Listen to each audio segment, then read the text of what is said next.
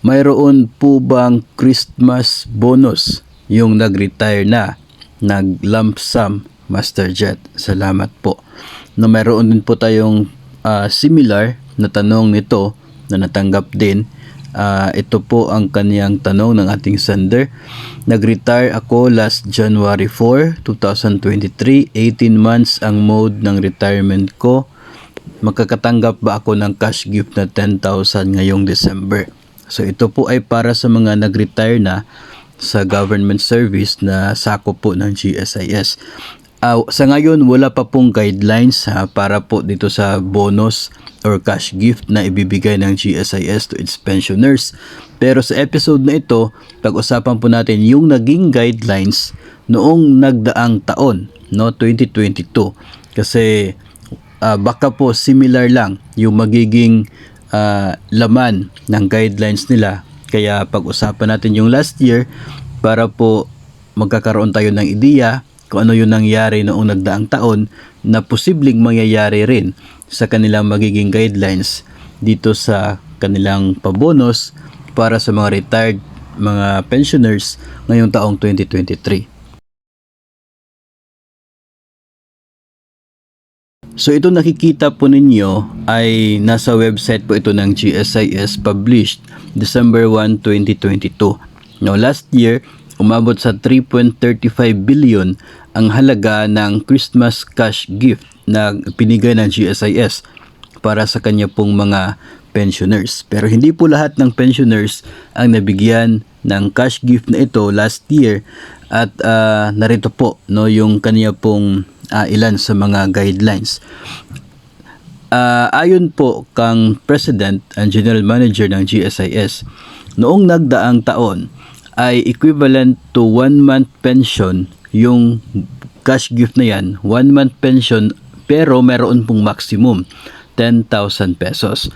So kung yung pension mo ay more than 10,000 lang yung nakuha nilang cash gift.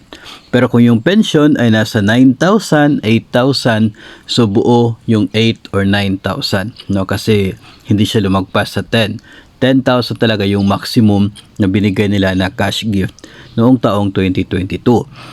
At qualified dito yung mga old age and disability pensioners, no, na under RA 8291. Yung mga pensioners din under Presidential Decree number 1146 at yung mga nasa Magic 87 na pensioners na living pa, no, as of November 30, 2022. No, so yung mga, of course, yung buhay pa na mga pensioners nila as of November 30, 2022. Ito naman po yung mga hindi eligible para doon sa kanila pong cash gift last year. Nandyan po yung mga pensioners na nag-avail ng 5-year lump sum pero hindi pa nakatanggap ng kanila pong regular pension until December 31, no.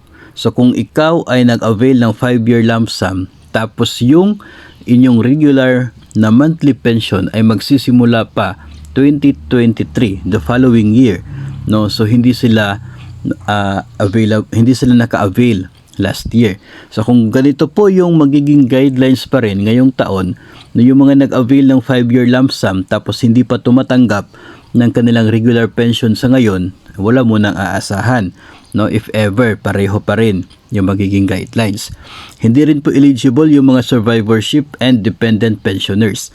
Survivorship pensioners, yung mga asawa ng mga GSIS pensioners talaga na namatay na, no. So pag namatay yung pensioner, yung asawa tinatawag na survivorship pensioner. Tapos yung dependent pensioners naman ay mga anak yan, no, mga anak na namatay na GSIS member, no, na below 18, no. So sila ay hindi rin po makaka-avail sa cash gift na ito. Tapos yung mga pensioners na naging pensioner under the portability law, ito po yung pinag-combine ang SSS at GSIS contributions para umabot ng 15 years. No, sila ay hindi rin eligible for the cash gift noong nagdaang taon ha. Tapos yung mga tumatanggap ng pro rata na pension, hindi rin sila eligible. Yun na yung naging guidelines last year. So which is there is a chance na pwedeng ganun din ang mangyayari this year. Pero hindi pa po tayo dyan sigurado kasi nga wala pang guidelines inilabas ang GSIS. And as I said kanina, yung tinatalakay natin this episode ay yung pong sa nagdaang taon para magkaroon naman po tayo ng ideya. May dagdag pa dito sa article na ito ng GSIS, no, yung mga bagong retirees mula taong 2018 hanggang 2022. So if ever ngayong taon ito, magiging 2019 to 2023 na ito, who availed of the 18-month cash payment of their basic monthly pension and immediate pension. So ito yung mga pension agad, will only receive their cash gift 5 years after their retirement. So yun po, no, yung sinasabi sa guidelines ng GSIS last year.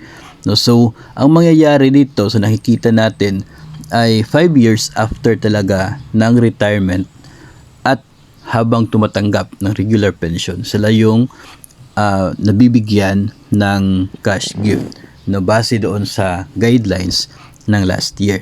No, so yun nga, yun po yung ideya ng naging guidelines sa nagdaang taon.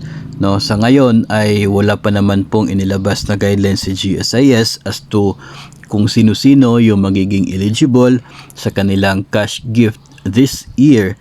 No, wala pa po, no, kasi kung nakikita po ninyo last year December 1 po sila naglabas ng impormasyon. So ngayon ay November pa naman, kaya pwede na baka next month, no, yung magiging guidelines. Sa ngayon, tinalakay po natin yung nangyari last year para magkaroon tayo ng ideya kung ano po yung mga eligibilities noong nagdaang taon, no, para po sa mga pensioners natin na hindi na lang po aasa if ever, no, na hindi po kayo naging eligible base po sa guidelines last year. So again, this taong 2023, hinihintay natin na maglabas din ng parehong guidelines si GSIS, pareho po na article para sa ngayong taon na cash gift, para yun na po yung talagang legit na siyang magiging basis natin, no, para po sa ating susunod na episode tungkol po dito sa cash gift for GSIS pensioners. So mag-aabang po tayo and I will definitely inform you immediately pag mayroon na pong ilalabas si GSIS na guidelines for that purpose, para alam po natin, no, kung ano po yung mangyayari, kung mayroon ba tayong aasahan o wala dito po sa cash gift ng GSIS para sa mga retired personnel.